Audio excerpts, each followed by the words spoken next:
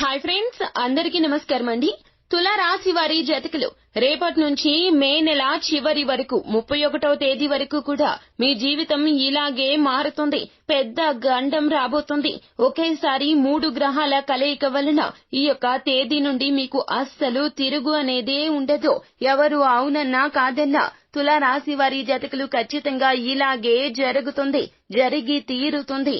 ఇది జ్యోతిష పండితులే చెప్తున్న మాట. కావున తులారాశి వారి జాతకులు ఏ విధంగా మీ జీవితం మార్పు చెందబోతుందో, ఆ యొక్క గండం ఏమిటో, ఎటువంటి ఇబ్బందుల నుంచి బయటపడతారో, మీకు ఏ సమయం అనుకూలంగా ఉంటుందో తదితర పూర్తి వివరాలు అన్ని కూడా మనం ఈ వీడియోలో సంపూర్ణంగా సవివరంగా తెలుసుకునే ప్రయత్నం చేద్దాము. వీడియో గనక మీకు నచ్చినట్లయితే గనక లైక్ చేయండి. మరిన్ని వీడియోస్ కోసం మా ఛానల్ ని సబ్స్క్రైబ్ చేసుకుని ఫాలో అవ్వండి.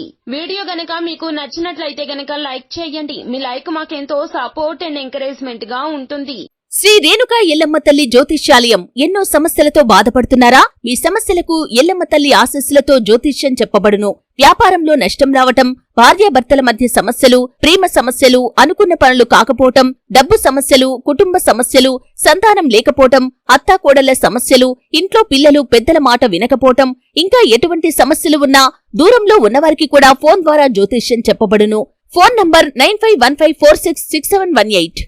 ఇక మనము ఏ మాత్రము కూడా ఆలస్యం చేయకుండా వీడియోలోకి వచ్చేద్దాం. 2024 సంవత్సరం మే మాసంలో రేపటి నుంచి కూడా 31 వరకు తుల రాశి వారి జాతకులకు ఏ విధంగా ఉండబోతుందో తెలుసుకుందాము. ఒక శుక్రుడి సంచారమే మీకు చాలా బాగుంటుంది. శుక్ర అనుగ్రహమే ఉంటుంది. తుల రాశి వారి జాతకులు ఏలిన నాటి శని నడుస్తుంది. ఈ రాశి వారి జాతకులు ఈ యొక్క మాసం మీకు చాలా వరకు కూడాను రేపటి నుంచి నెల చివరి వరకు కూడా కష్టకాలంగా చెప్పడం జరుగుతుంది. ఎటువంటి నిర్ణయాలు తీసుకోవద్దు. పరిస్థితులు బాగోలేవండి. ఈ యొక్క రాశి వారి జాతకులు ప్రత్యేకించి మీరు ఏమిటంటే గనక ఏ కీలక నిర్ణయాన్ని సొంతగా తీసుకోవద్దు. మాట విషయంలో జాగ్రత్త. ఎవరితో ఏది మాట్లాడినా ఆచితూచి మాట్లాడండి. ఓర్పుతో సహనంతో ఉండండి. అప్పుడే ఫలితాలు బాగుంటాయి. పరిస్థితులు బాగోలేనప్పుడు తలదించుకోవడంలో తప్పేమీ లేదు. తుల రాశి వారి జాతకులకు జన్మతహానే నాయకత్వ లక్షణాలు ఎక్కువ. వీరు ఎదుటి వారు ఏది చెప్పినా అంత తొందరగా వారి యొక్క ఆలోచనలతో ఏకీభవించరు. వీరు చెప్పిందే ఎదుటి వారు వినాలి అనే తపన ఎక్కువ. 10 మంది ఉంటే 10 మందిలో కూడాను వీరు చెప్పిన మాటకే అందరి గురి కుదరాలి అని, ఆకర్షణ పెరగాలి అని, అందానికి కూడా ప్రాముఖ్యత ఎక్కువగా ఇస్తారు.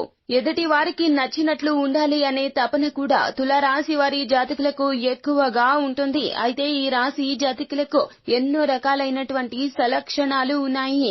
పరోపకార బుద్ధి, ఎదుటి వారికి సహాయం చెయ్యడము, వీరికి లేకున్నా ఎదుటి వారికి ఏదో చెయ్యాలనే తపన ఎక్కువగా ఉంటుంది.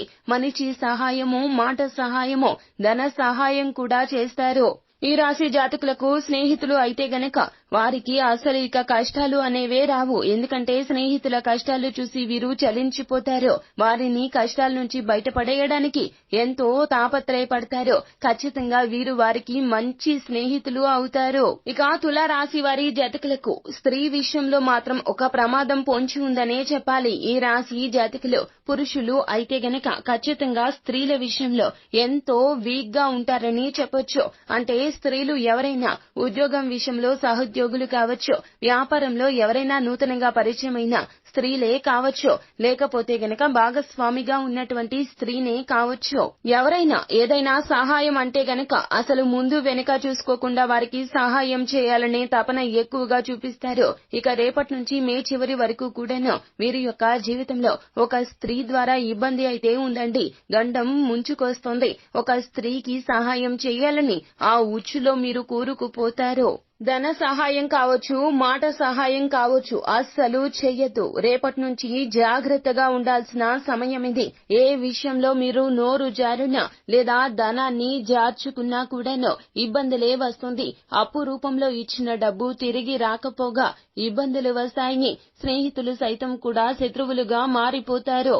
ప్రస్తుత పరిస్థితులు అస్సలు అనుకూలంగా లేవు కావున అప్పులు ఇవ్వద్దు. అలాగే అప్పులు తీసుకునే ప్రయత్నాన్ని కూడా అస్సలు చెయ్యొద్దు. ఒకవేళ తీసుకుంటే ఆ యొక్క డబ్బు తిరిగి చెల్లించలేకపోతారు. ఒకవేళ డబ్బుని ఇస్తే గనక మొండి బకాయిగా మారిపోతుంది. మీ జీవితంలో ఉన్న ఏ స్త్రీ అయినా కావచ్చు, నూతనంగా పరిచయమైన స్త్రీ అయినా కావచ్చు, లేదా జీవిత భాగస్వామి అయినా కావచ్చును, ప్రతి ఒక్కరి విషయంలో కూడా జాగ్రత్తగా ఉండండి. ఆచితూచి వ్యవహరించండి. మాట సహాయమైనా చెయ్యొద్దు, ధన సహాయమైనా చెయ్యొద్దు.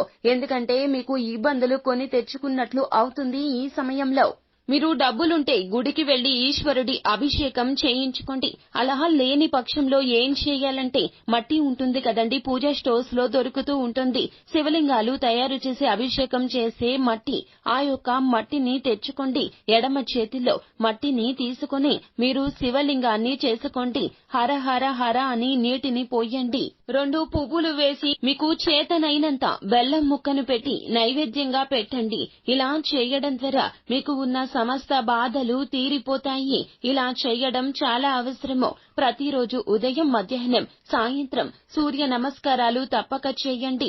ఆదిత్య హృదయ పఠన పారాయణాన్ని గావించండి. ఇలా చేయడం ద్వారా సూర్య భగవానుని వలె మీరు కూడా ప్రకాశవంతంగా జీవితంలో ముందుకు సాగుతారు. కష్టాల నుంచి బయటపడతారు. కావున 3 పూటలా కూడా తప్పకుండా ఈ విధంగా గావించండి. తులారాశి వారి జాతకులు, ఈ కష్ట దశలు ఎవరైనా సరే మీ ఇంటి వాకిట్లోకి వచ్చి చెయ్యి జాపితే గనక మీకు చేతనైనంత దానంగా ఇవ్వండి. అది చాలా ఉపయుక్తంగా ఉంటుంది. వారి ఆశీర్వాదం మీకు తప్పక కలుగుతుంది. నిత్యము కూడాను తల్లిదండ్రులకు వీలు కుదిరినప్పుడల్లా కూడాను వారితో మాట్లాడే ప్రయత్నం చేయండి. కాస్త సమయాన్ని వారికి కేటాయించండి. వారి యొక్క దీవెనలు తీసుకోండి. సంపూర్తిగా వారు నిండు మనసుతో మిమ్మల్ని దీవిస్తే గనక మీ ఇబ్బందులు అన్నీ కూడాను పటాపంచలైపోతాయి. తల్లిదండ్రులే మీకు దేవతలు, దేవుళ్ళు. ప్రత్యేకించి ఈ రాశి జాతకులకు చెప్పేది ఏమిటంటే గనక రేపటి నుంచి ఏర్పడే చిన్న చిన్న ఇబ్బందులు, అందులోన ఒక పెద్ద గండమే పొంచి ఉంది. కావున ఆ యొక్క ఇబ్బందుల నుంచి బయటపడి అభివృద్ధి సాధించాలి అంటే గనక ప్రత్యేకించి నవగ్రహాల వద్దకు వెళ్ళండి. కొంతమంది నవగ్రహాల వద్దకు వెళ్తారు. అక్కడ ప్రదక్షిణలు గావిస్తారు, దీపాన్ని వెలిగిస్తారు. ఇక బయటకు వచ్చి కాళ్లు కడుక్కుంటూ ఉంటారు. ఇలా అస్సలు చెయ్యకూడదు. అది చేస్తే మీరు చేసినటువంటి ఫలితమంతా పోతుంది. సత్ఫలితం మొత్తం తొలగిపోతుంది. కావున ఇలా అస్సలు చెయ్యొద్దు. దైవ దర్శనం అయ్యాక కాసేపు 5 నిమిషాలైనా దేవాలయంలో కూర్చోవాలి. ఇలా కూర్చొని వచ్చే ప్రయత్నం తప్పక చెయ్యండి. అలాగే దేవాలయానికి వెళ్లేటప్పుడు ఉత్త చేతులతో, ఖాళీ చేతులతో అస్సలు వెళ్లకూడదు. పత్రం, ఫలం, పుష్పం వీటిని తీసుకుని వెళ్ళాలి. 4 పువ్వులను తీసుకుని వెళ్ళండి. దేవుడు వరం ఇచ్చినా పూజారి వరం ఇవ్వడు అనే శాస్త్రం అనేది ఒకటి ఉంటుంది కదండి. పూజారికి ఎంతో కొంత మీ స్తోమతకు తగ్గట్లుగా దానాన్ని ఇవ్వండి. పూజారికి మీరు ఇచ్చే దానం కూడాను భగవంతుని అనుగ్రహం పొందేలాగా చేస్తుంది. అది భగవంతునికి చెందుతుంది. కాబట్టి ఇలా తప్పక చెయ్యండి. ఒక మనిషి మన ధనాన్ని తీసుకుంటున్నాడు. అందులోన దేవుణ్ణి అర్చించే ఆ యొక్క అర్చక స్వాములు మన ధనాన్ని తీసుకుంటే గనక ప్రతి ఫలితం అమోఘంగా ఉంటుంది. బ్రాహ్మణునికి చేసిన దానము వృధా పోదు. దైవానికి ఇచ్చిన దానికంటే కూడా 1000 రెట్లు అధికము. ఈ యొక్క విషయం తెలుసుకోండి. బ్రాహ్మణునికి ఏదైనా కూడాను మీరు దానంగా ఇవ్వచ్చును. మీకు వీలైనంత ధన రూపంలో కావచ్చు, లేదా నిత్యావసర సరుకుల రూపంలో కావచ్చు. ఎలాగైనా కూడాను దానంగా ఇవ్వండి. ఇలా చేస్తే గనక రాబోయే ఇబ్బందుల నుంచి తప్పించుకొని మీ జీవితాన్ని ఖచ్చితంగా మీరు అభివృద్ధి పదంలో నడిపించుకోగలుగుతారు. తులారాశి వారి జాతకులు ఖచ్చితంగా ఈ చిన్న చిన్న నియమాలు పాటిస్తే గనక రాబోవు ఇబ్బందుల నుంచి బయటపడడానికి భగవంతుడే మార్గం చూపిస్తాడు. మీ యొక్క ఇబ్బందులు తీర్చుకుంటారో, గండం నుంచి బయటపడతారో. రాబోయే చెడు పరిస్థితులు మిమ్మల్ని తాకను కూడా తాకలేవు. అంత బ్రహ్మాండవంతంగా మీ జీవితం మారిపోతుంది. కావున తులారాశి వారి జాతకులు తప్పక ఈ విధంగా చేయండి. అంతా మంచి జరుగుతుంది. శుభం భూయాత్. సో ఫ్రెండ్స్, చూసారు కదా, ఈ వీడియో గనక మీకు నచ్చినట్లయితే గనక లైక్ చేయండి. మరిన్ని వీడియోస్ కోసం మా ఛానల్ ని సబ్స్క్రైబ్ చేసుకుని ఫాలో అవ్వండి. Thank you.